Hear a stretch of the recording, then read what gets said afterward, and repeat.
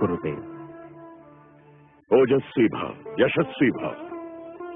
गुरुदेव, सूर्य देव के समक्ष आपको देखकर मैं तो एक भ्रम से मुक्त हो गया। कैसा भ्रम वत्स?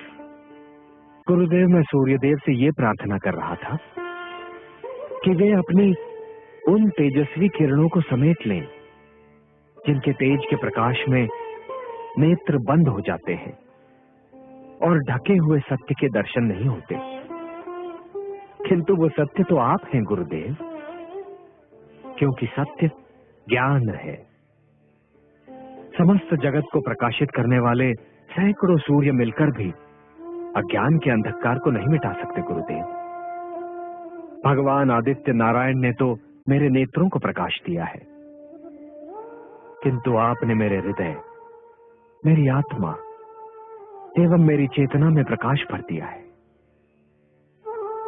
ओजस्वी भाव, मनस्वी भाव। राम हो न, सर्वत्र रमे हुए हो। वत्स, परंपरानुसार जो प्रश्न मैं तुमसे पूछने आया था उसका उत्तर तो मुझे मिल गया। आज गुरु पूर्णिमा के दिन तुमने अपने गुरु को भावों के जो पुष्प भेंट किए हैं वे अनमोल है वत्स।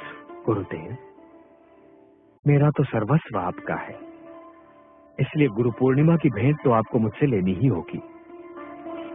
मैं जानता हूं गुरुदेव कि आप मुझसे बहुत अधिक स्नेह करते हैं, किंतु आज का प्रश्न मेरे शिष्य जीवन के लिए महत्वपूर्ण है। मैं बिना परीक्षा दिए उत्तीर्ण नहीं होना चाहता गुरुदेव। राम, आज तुम्हारे गुरुकुल जीवन का अंतिम दिन है। मैंने बाल्यकाल से तुम्हें देखा है, समझा है। शिष्य की परिभाषा तुम पर समाप्त हो जाती है। प्रश्न के उत्तर के रूप में यदि तुम मुझे कुछ भेंट करना चाहते हो तो बताओ, गुरु क्या है? गुरु की आवश्यकता क्या है? जिस प्रकार सूर्य के उदय ना होने से रात्रि का अंधकार नहीं मिट सकता, उसी प्रकार बिना गुरु के अज्ञान का अंधकार कभी नहीं मिट सकता गुरुदेव। एक अशिक्षित व्यक्ति तो जीवित होते हुए भी एक शव के समान होता है, जिसके लिए विद्या और ज्ञान जीवनदायी अमृत है, और गुरु ही वो अमृत कलश है जिनमें ज्ञान रूपी अमृत भरा हुआ रहता है। गुरु एक नन्हे से बालक ध्रुव को महान बना सकते हैं, जिसके समक्ष स्वयं ईश्वर को भी झुकना पड़ता है। गुरु हिरण्यकशिपु जैसे ईश्वर विरोधी राक्षस के घर ईश्वर भक्त प्रहलाद को जन्म दे सकते हैं। गुरु ही तो धर्म और कर्म की व्याख्या करते हैं। यदि आपने मुझे अपना शिष्य स्वीकार न किया होता गुरुदेव, तो इस राम को कैसे ज्ञात होता कि मानव जीवन केवल 4 सिद्धांतों, 4 आदर्शों पर चलकर पूर्ण हो सकता है। ये 4 सिद्धांत और 4 आदर्श कौन से हैं वत्स?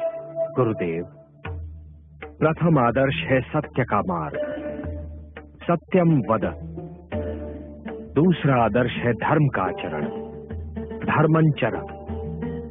धर्मात्मा केवल वही व्यक्ति हो सकता है गुरुदेव जो मर्यादा का पालन करता है। इसीलिए मेरे लिए मर्यादा ही धर्म का दूसरा नाम है। गुरुदेव, जहां मर्यादा नहीं हो वहां धर्म नहीं है। तीसरा आदर्श है आत्मनिरीक्षण, स्वाध्याय। स्वाध्यायान मां प्रमदा। जब व्यक्ति स्वयं के अंतर में झांक कर देखता है गुरुदेव, तब उसे अपने उत्तरदायित्व का ज्ञान होता है, जिसका पालन अवश्य होना चाहिए। और चौथा एवं अंतिम आदर्श है अपने लक्ष्य का ज्ञान, और उस लक्ष्य की प्राप्ति के लिए सही दिशा का ज्ञान।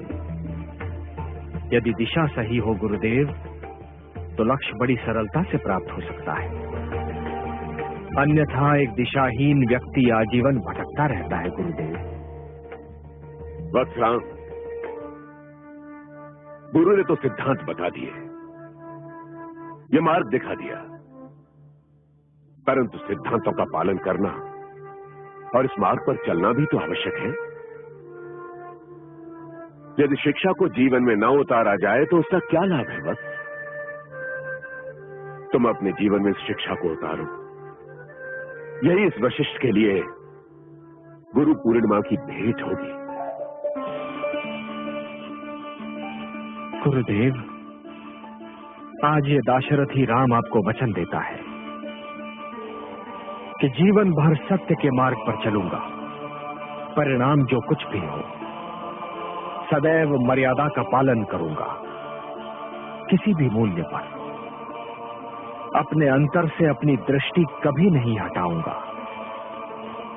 अपने उत्तरदायित्व के पालन में कोई बाधा नहीं आने दूंगा।